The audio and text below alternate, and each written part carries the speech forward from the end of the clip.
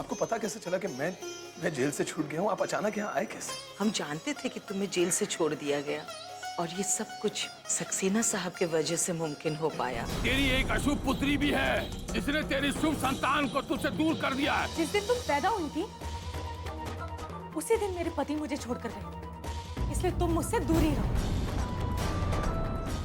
हमारी आशा बहुत ही प्यारी है और समझदार भी। आप देखिएगा वो अपने प्यार और समझदारी से बहुत जल्द भाभी का दिल जीत लेगी।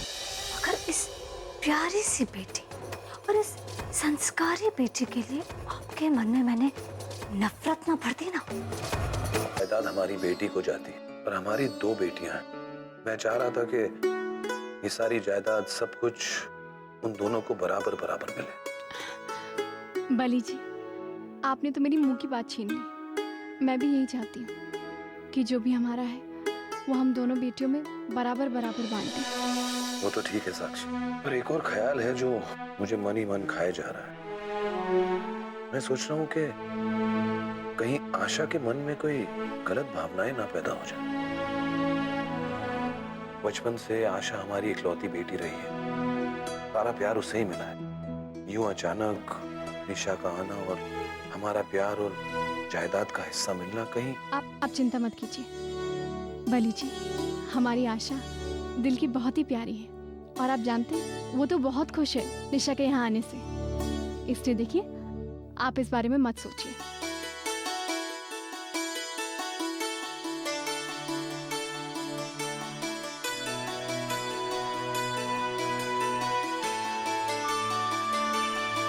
वकील साहब नमस्ते। नमस्कार।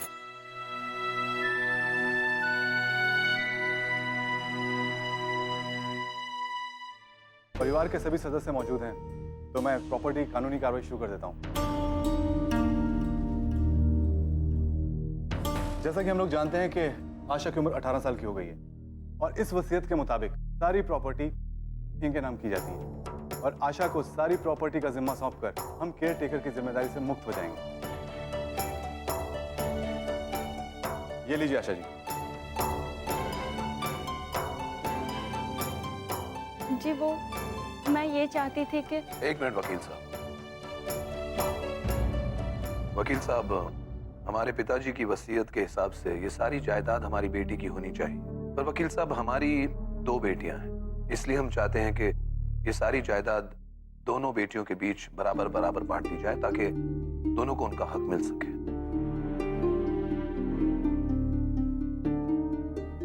जी वकील साहब, बली जी बिल्कुल ठीक कह रहे हैं। हमारी 2 बेटियां और हम सब लोग यही चाहते हैं कि जो भी प्रॉपर्टी है उनका हिस्सा बराबर दोनों बेटियों को मिलना चाहिए। मैं आपकी भावनाओं को समझता हूँ रुद्रा जी। सक्सेना साहब से इस बारे में मेरी बात भी हुई है, लेकिन इस सब में बहुत वक्त लग जाएगा। क्यों इतने सालों से सिर्फ पेपर्स पर आशा का ही नाम है और अब अचानक निशा को आधी प्रॉपर्टी का हिस्सेदार बनाना मुश्किल है। हाँ, आशा चाहे तो ऐसा मुमकिन हो सकता है।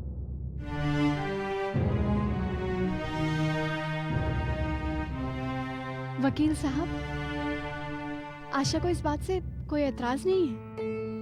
आप बेफिक्र रहिए।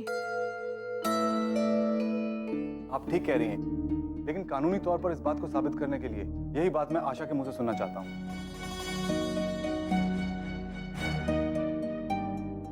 बताइए, क्या निशा को आप अपनी जायदाद का आधा हिस्सेदार बनाना चाहती हैं?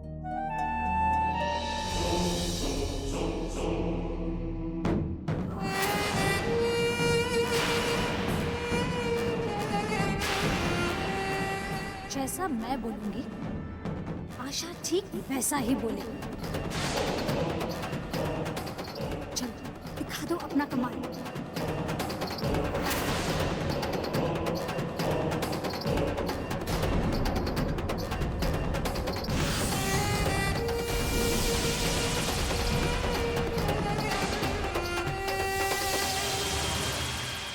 वकील साहब, मुझे इस बात से कोई एतराज़ नहीं है, लेकिन फिर भी मैं ये ज़रूर कहना चाहूँगी कि आप निशा को कानूनी तौर से इस प्रॉपर्टी की हकदार बनाएं। इसीलिए बेहतर यही होगा कि आप सबसे पहले निशा को कानूनी तौर से मेरी बहन बनाएं।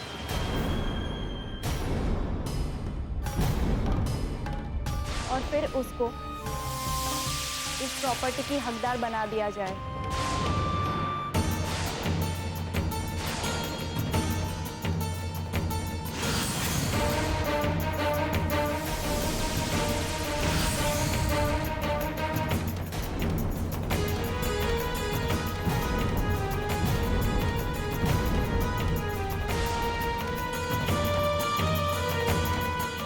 आशा, ये तू क्या कह रही है? तुझे इस बात पर यकीन नहीं है क्या कि निशा तेरी बहन है? माँ, पता नहीं। तो आप सब लोगों की क्या राय है? आशा को इस प्रॉपर्टी का मालिक बना दिया जाए या फिर निशा को कानूनी रूप से आपकी बेटी साबित करने का इंतजार किया जाए? नहीं नहीं वकील साहब, इसकी कोई जरूरत नहीं है। आप आज ही आशा को इस प्रॉपर्टी की मालकिन बना दीजिए।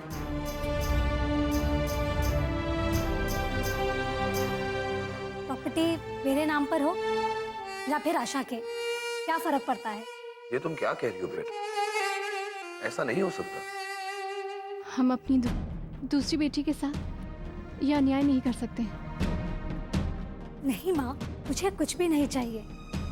ये परिवार मिल गया, बस मेरे लिए बहुत है। ठीक है बेटा, अगर तुम यही चाहती हो तो यही होगा।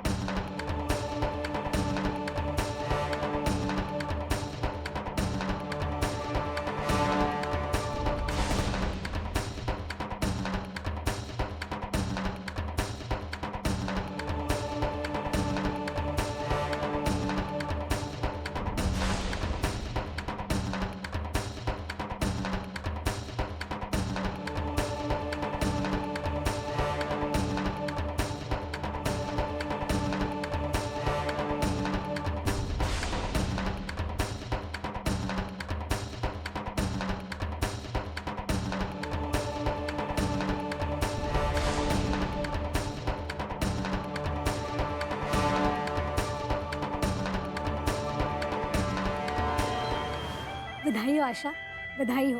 आज फाइनली तुझे तेरा हक मिल ही गया। बहुत खुश हूं मैं तेरे लिए।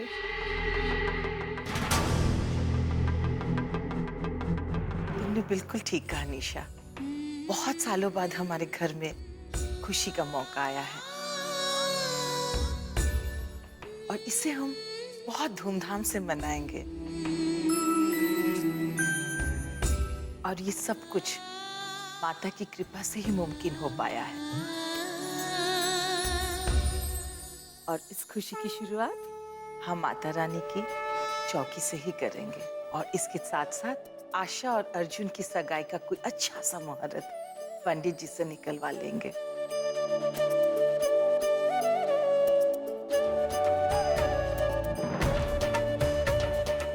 अब मुझे चलना चाहिए।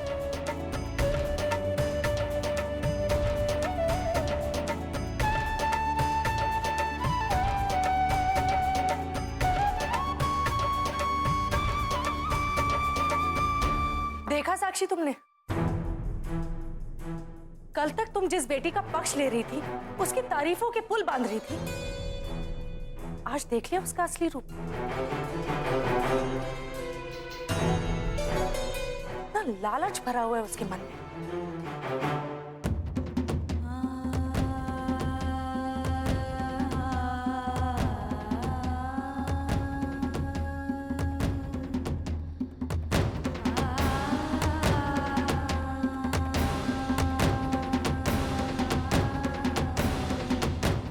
आशा, तू ऐसी बात कह भी कैसे सकती है?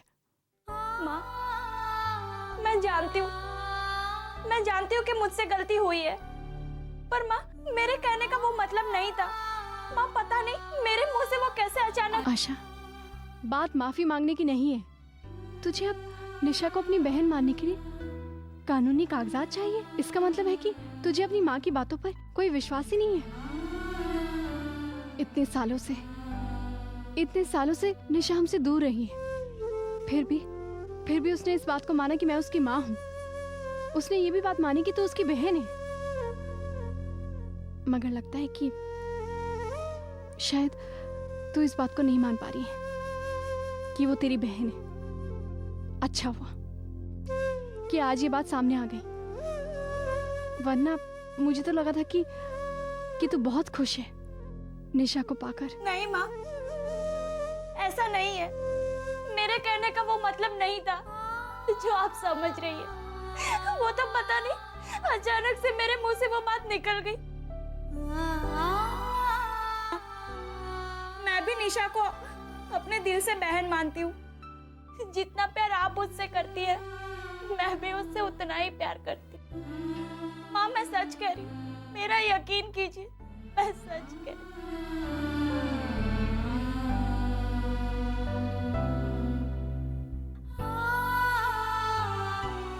माँ, मैं माता रानी की कसम खाकर कहती हूँ, मैं निशा को अपनी बहन ही मानती हूँ।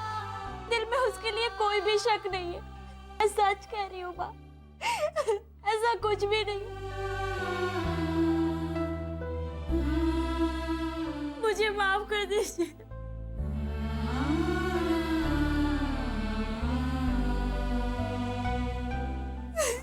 बस कर, मत रो, बंद कर रोना।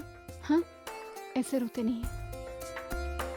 देख, तू जानती है ना कि ये तेरी माँ तुझे रोता हुआ नहीं देख सकती है। आशा बेटा, मैं डर गई थी। मुझे लगा था कहीं मेरे दोनों बेटियों के मन में एक दूसरे के लिए कुछ बुरा ना आ जाए, बस इसलिए थोड़ी सी घबरा गई थी।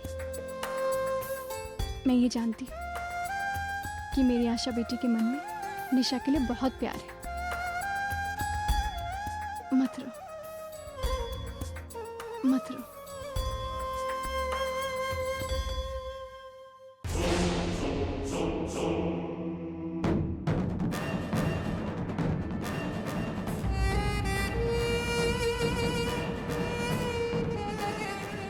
ये क्या हो गया? इन दोनों माँ बेटी ने तो मेरे बने बनाए खेल पर पानी फेर दिया और अब दोनों गले लगकर रो रही हैं।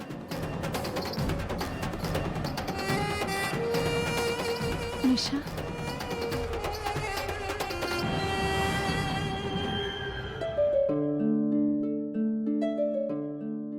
माफ कर दो। अनजाने में मैंने आपका भी दिल दुखाया। मुझे माफ कर दो। अरे नहीं पगली, तुझे माफी मांगने की कोई जरूरत नहीं है। मैं जानती हूँ कि मेरी बहन मुझसे बहुत प्यार करती है। मैंने जो कुछ भी कहा है वो बुरे मन से तो नहीं कहा ना। तो बस अब अपने ये आंसू पोंछ और आजा।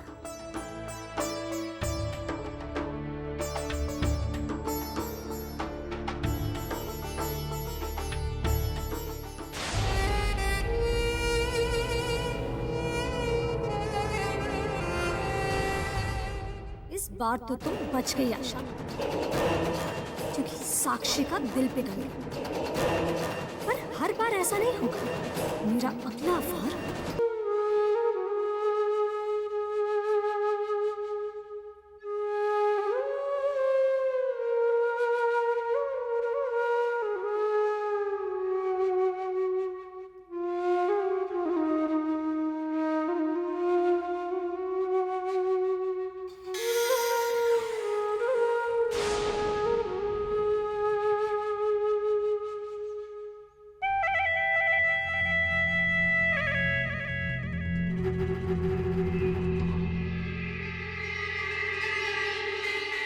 भाई जी, लाइए ना, मैं आपकी थोड़ी मदद कर देती हूँ।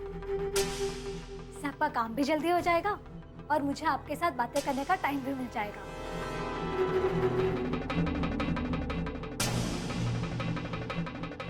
भाई जी, ये फोटो तो विष्णु अंकल की है ना?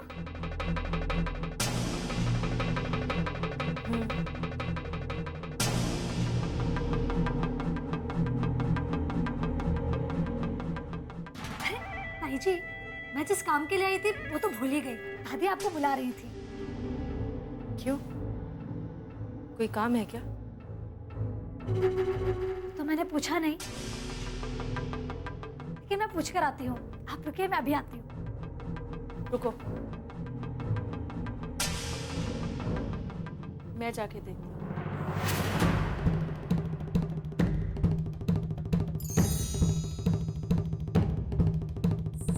अब मुझे जल्द से जल्द आशा को इस कमरे में लाना होगा।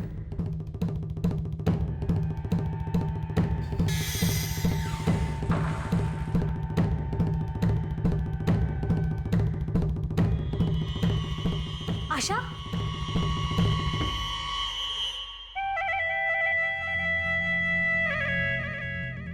अरे तू यहाँ क्या कर रही है?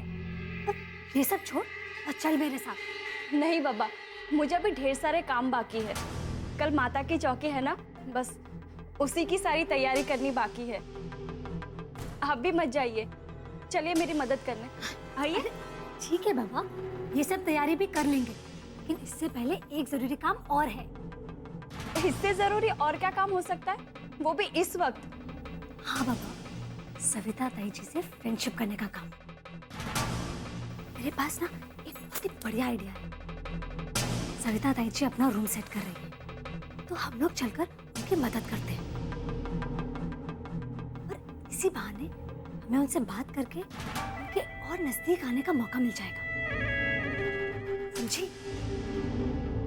अब खड़ी खड़ी सोच क्या रही है? चल। आप ठीक कह रही है, चलिए।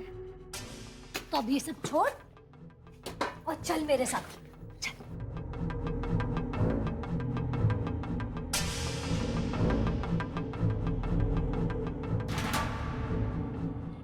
चल आशा, हम जल्दी से इस कमरे की साफ सफाई शुरू करते हैं। हाँ चलो। एक काम कर, तू वहां से शुरू कर, मैं यहाँ से शुरू करती हूँ। ठीक है? ठीक है।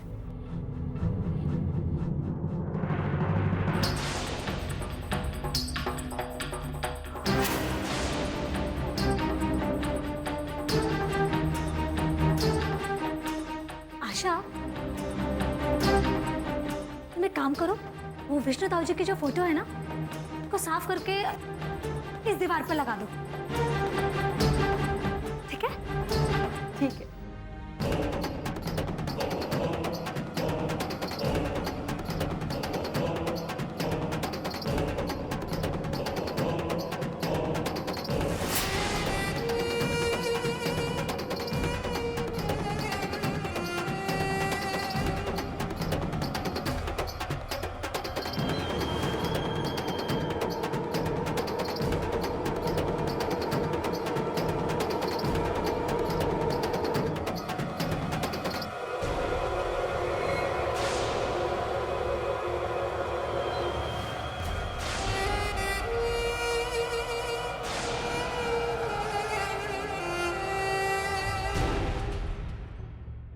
आशा, तुम कितने प्यार से इस फोटो को साफ कर रही हो ना। ये सोचो, अगर यही फोटो तुम्हारे हाथों से टूट जाए तो फिर? जाओ, अब तुम अपना कमाल दिखाओ।